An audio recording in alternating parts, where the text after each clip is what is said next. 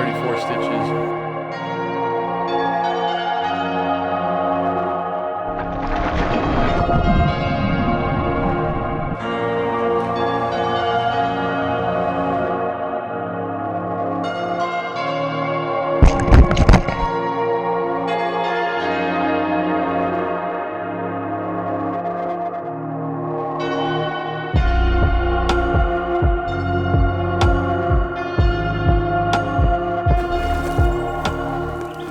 Failed to find Jeffrey's GoPro last time out, but made an amazing discovery of my own. If you didn't watch part 1, you should stop now and watch it. This time we came with reinforcements. There he goes. Into the darkness.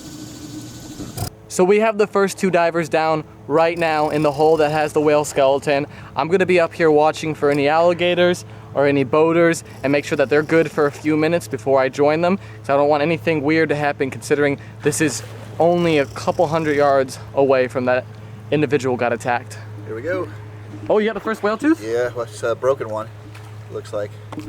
I have to assume it's from the same whale, but... Oh, that's not wrong. That's awesome. Let me see that. Dang, that's the first whale tooth from today. Do you guys feel nervous at all just standing there in the water? Yes. I do.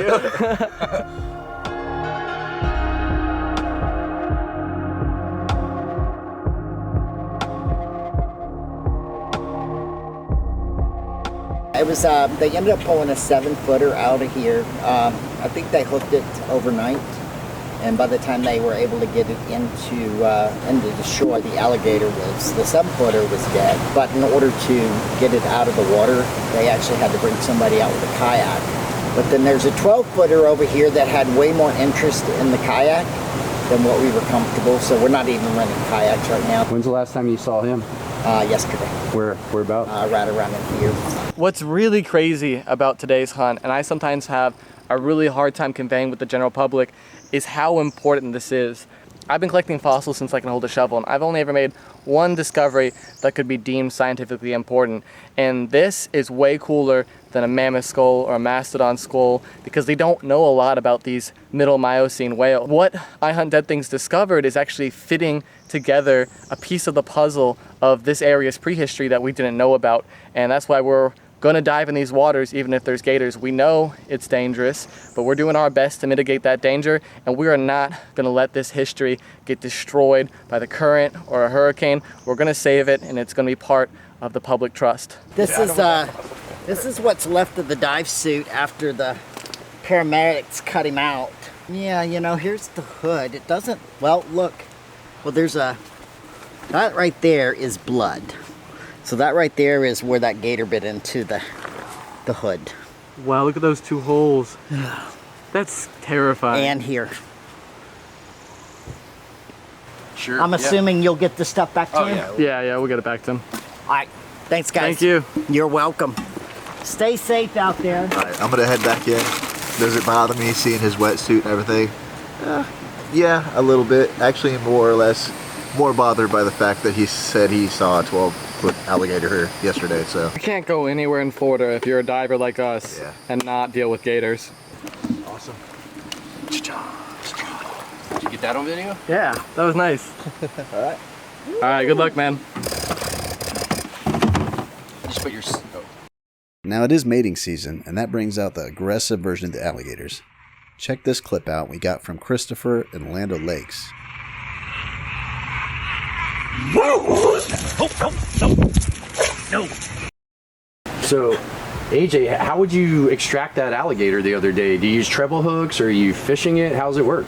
A normal situation definitely would use treble hooks, trying to keep these gators alive and released again, but sometimes it's what they call an E-tag, where it's an emergency tag where the gator needs to be removed due to the fact that he's injured someone or will injure someone.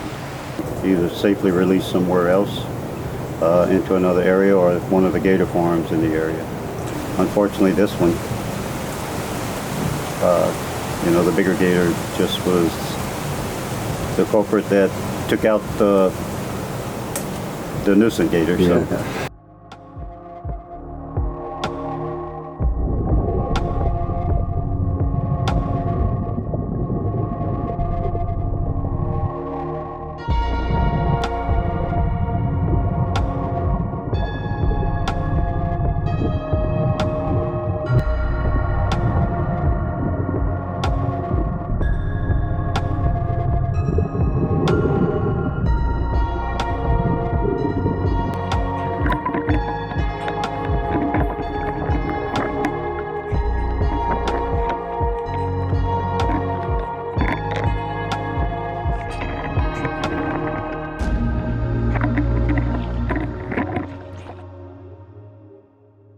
So I was down here actually looking for the gator, and when I was down here about an hour, and a gator popped up right over here, and I had it on for actually probably over an hour on a line and couldn't get it in. It broke the line.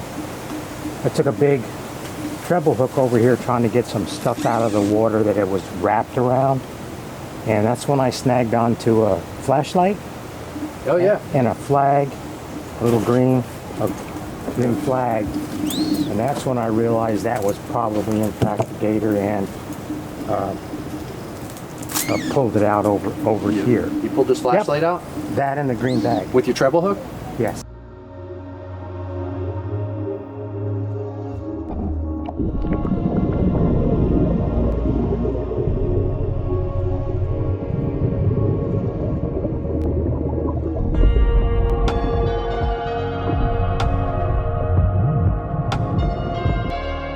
We appreciate you spending your time with us and explaining some of the backdrop of that incident last week. And with all the experience you have with alligator and nuisance hunting, I'm really curious, seeing what we're doing and after our conversation, I know you're not prepared to today, but would you ever see yourself getting in the water, or you're just going to trap them? No thanks. No? and I'll tell you, one of the reasons, because you can't see, I won't even let my dogs in my pond. But there was a guy here the other day with teeth on a display, and they were big, big shark's teeth and stuff. He used to dive in this water, and he's been bitten twice by gators, and now he won't dive no more. He goes out in the Gulf. In the Gulf. So, I mean, they're hoping, but I haven't gotten in the water yet, and after hearing all these stories, I don't think I will. Kind of second guessing this decision. if you'd have seen the size of the one that was down here, You wouldn't be in there. This is called Blue Nemo. So you can run it with the offshore float. You'll see he has the yellow float ring, but you don't have to run it with that. But it's only this big. You get an hour of dive time with this rig right here.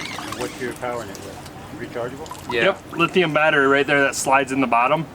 And so usually, 2 batteries and we can have a pretty full day. Yeah, is that because of the flow of the river that knocks it down like that? It's so creepy down there. Oh man. You can't see hardly anything down there.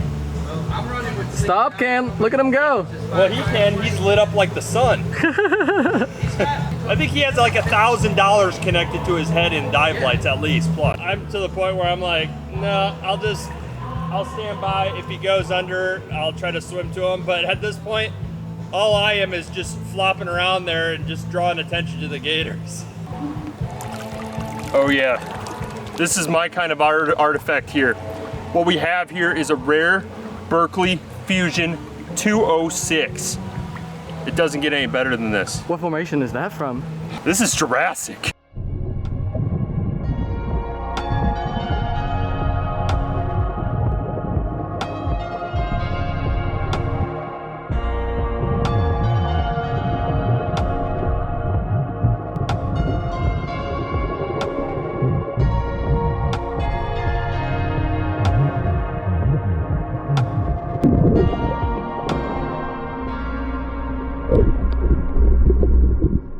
Look at that.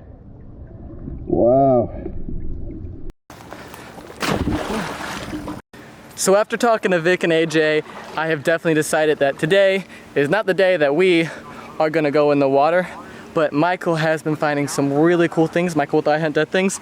And just check out this pile of bone. Most of this is Ice Age bone. He's got really cool ball joints, vertebrae, everything you can imagine. That's actually a gator vertebrae. Yeah, it is. Dude, that's huge. Yeah, I got 3 of those at home too. Oh From my here. gosh, and apparently They connect. he's also just found a jaw. So let's go catch up with Michael and see what he's been finding.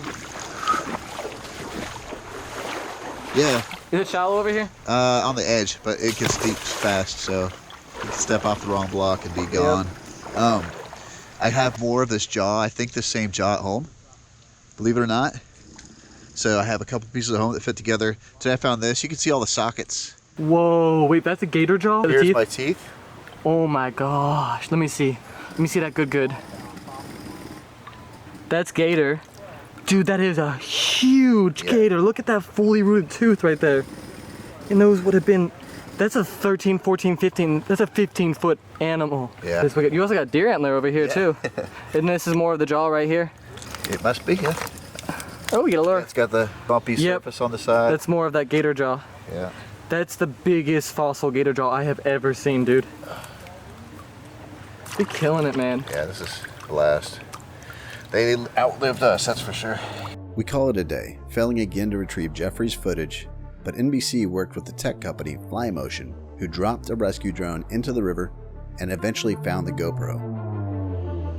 Let's get to the star of the show.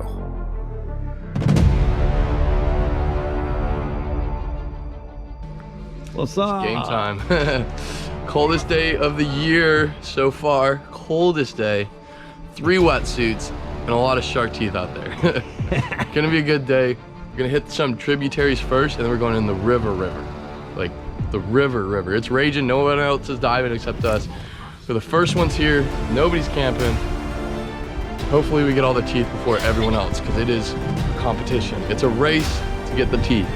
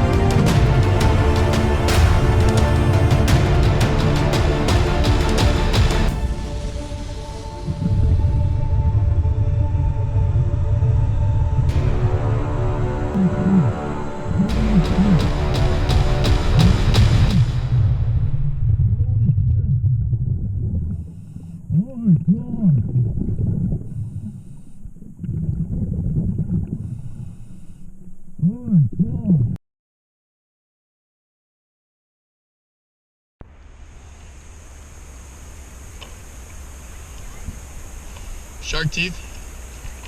Yep. Oh yeah, there's a bunch of them. Oh, that's cool.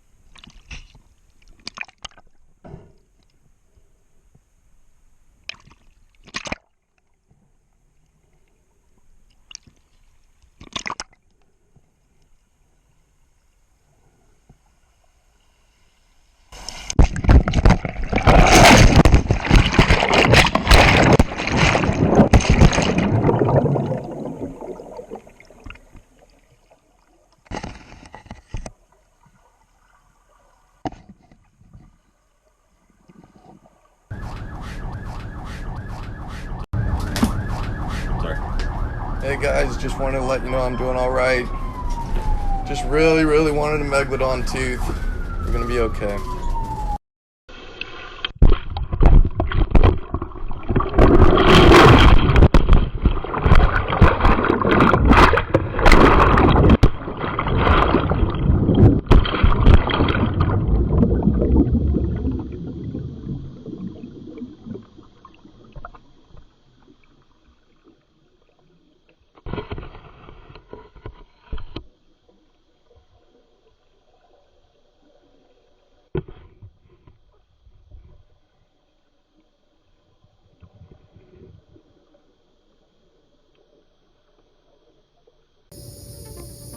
Hey guys, it's Jeffery with Shark Co. Thank you so much for taking the time to watch our crazy story. There's been a lot of literal blood, sweat, and tears just that goes into finding shark teeth, but there's a reason why we do it.